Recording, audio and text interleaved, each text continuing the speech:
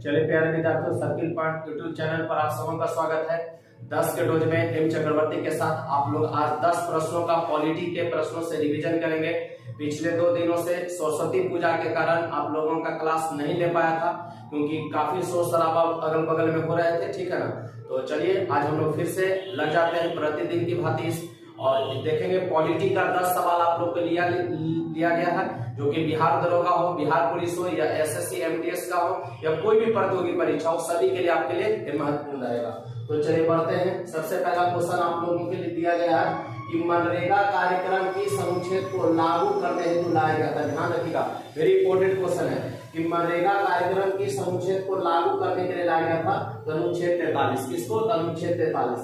अनुच्छेद 43 में ऐसा क्या है कि मनरेगा को लाया गया था? तो देखिएगा, कर्मकारों के लिए निर्वाह मजदूरी, जो मजदूर वर्ग है उसके लिए न्यूनतम मजदूरी चाहिए। तो न्यूनतम मजदूरी की गारंटी कौन दे रहा था? मनरेगा। याद रखेंगे। तो अनुच्छेद 43 में क्या है?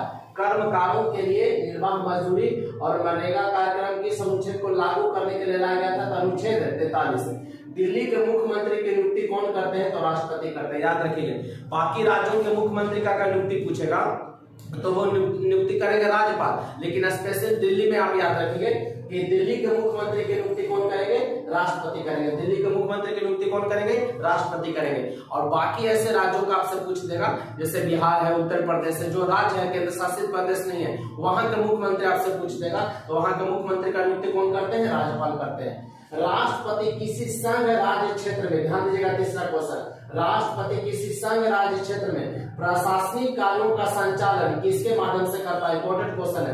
राष्ट्रपति संघ राज्य क्षेत्र में, मतलब संघ राज्य क्षेत्र का होगा केंद्र शासित प्रदेश में, प्रशासनिक कार्यों का संचालन किससे करेगा? तब प्रशासक एवं उपराज्य के माध्यम से, प्रशासक एवं उपराज्यपाल के माध्यम से करेगा। अगला क्वेश्चन चौथा, 1953 में किसकी अध्यक्षता में राज्य पुनर्गठन आयोग का गठन किया गया था?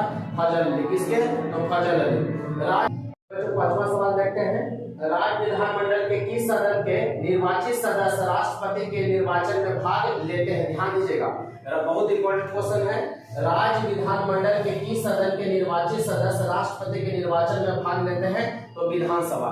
आगे समझ लीजिए कि राज्य विधानमंडल में कौन कौन शामिल है। तो राज्य विधानमंडल में शामिल होंगे राज्यपाल, विधानसभा, विधान परिषद। राज्यपाल, विधानसभा, विधान परिषद। तो राज्यपाल और विधान परिषद भाग नहीं लेते, भाग कौन लेगा?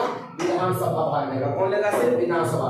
राष्ट्रपति के राष्ट्रपति के निर्वाचन में पूछेगा कि राज्य विधानमंडल का कौन भाग लेगा? तो विधानसभा भाग लेगा। और ध्यान दीजिएगा, राष्ट्रपति के निर्वाचन में भाग लेगा लेकिन मनोनीत में भाग नहीं लेगा, मनोनयन वाला प्रक्रिया में भाग नहीं लेगा। ये एकदम इंपॉर्टेंट क्वेश्चन, याद रखिएगा। एक बार फिर से आप देख लीजिए, मनरेगा कार्यक्रम की समुच्छेद को लागू करने के लिए लाया गया था अनुच्छेद 43। दिल्ली के मुख्यमंत्री का नियुक्ति कौन करेगा? राष्ट्रपति। राष्ट्रपति किसी संघ राज्य क्षेत्र में प्रशासनिक कार्यों का संचालन किसके माध्यम से करेगा? तो प्रशासक एवं उपराज्यपाल। 1953 में किसकी अध्यक्षता में राज्य पुनर्गठन आयोग का अध्यक्ष गठन किया गया था? तो फजल अली का। या कहेगा राज्य पुनर्गठन आयोग का अध्यक्ष कौन बने थे? तो फजल अली। राज्य विधानमंडल के किस सदन के निर्वाचित सदस्य राष्ट्रपति के निर्वाचन में भाग लेंगे? तो कौन लेंगे? विधानसभा लेंगे। कौन लेंगे? विधानसभा। ठीक है, याद रखिएगा, विधानसभा वाले लेंगे। अब विधानमंडल क्या हम पूछेगा? तो राज्यपाल, विधानसभा, विधान परिषद। छठा सवाल, अविश्वास प्रस्ताव विधानमंडल के किस सदन में लाया जाता है? तो विधानसभा में लाया जाएगा। अविश्वास प्रस्ताव विधानमंडल के किस सदन में लाया जाएगा? तो विधानसभा में। याद रखिए, राज्य की मंत्री परिषद किसके प्रति सामूहिक रूप से उत्तरदायी रहती है? तो विधानसभा के प्रति। राज्य का जो मंत्री परिषद होगा वो किसके प्रति सामूहिक रूप से उत्तरदायी रहेगा? तो विधानसभा के प्रति उत्तरदायी होता है। अगला, राज्यों के धन विधेयक की प्रक्रिया।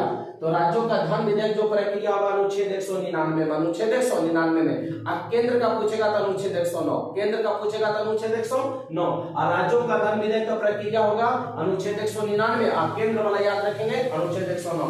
संसद की अस्थायी समिति में सबसे बड़ी समिति कौन होती है? प्राक्कलन समिति। और प्राक्कलन समिति के जो मेंबर चुने जाएंगे लोकसभा से, और प्राक्कलन समिति में टोटल 30 मेंबर होते हैं, और 30 कहां से चुनाएंगे? लोकसभा से। संसद की अस्थायी समिति में सबसे बड़ी समिति कौन होगी? तब प्राक्कलन समिति होगा। और प्राक्कलन समिति के मेंबर कहां से चुने जाएंगे? लोकसभा से चुने जाएंगे।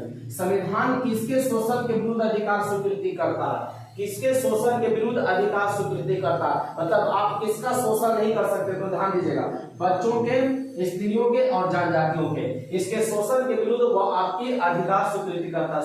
देखेंगे संविधान किसके शोषण के विरुद्ध, किसके शोषण के विरुद्ध, ये नहीं कि आपको शोषण करने के लिए करा, शोषण के विरुद्ध अधिकार स्वीकृति देता है। तो बच्चों का, स्त्रियों का और जनजातियों का। तो बच्चों 10 प्रश्नों का आप लोगों ने शानदार रिवीजन किया। उम्मीद करते हैं कि अब पूजा के माहौल से निकलकर पढ़ाई के माहौल में आएंगे, क्योंकि माँ सरस्वती आप पर कृपा तभी करेंगी जब आप मेहनत करते हैं और अपने कार्य को सही तरीके से करते हैं। तो प्रैक्टिस एकदम चालू कर दीजिए, क्योंकि आप देख रहे हैं विभिन्न प्रतियोगी परीक्षा आपके समान परिवेश में एकदम आयोजित होने वाली है। और 2023 में बिहार सरकार हो चाहे केंद्र सरकार हो, इससे बहुत बड़ी वैकेंसी आने वाली है। या किसी राज्य क्षेत्र में देखेंगे तो एक बहुत बड़ी वैकेंसी आप लोगों के सामने रहेगी। तो मिलते हैं कल के वीडियो में, तब तक के लिए बेस्ट ऑफ लक। जय हिंद, जय भारत।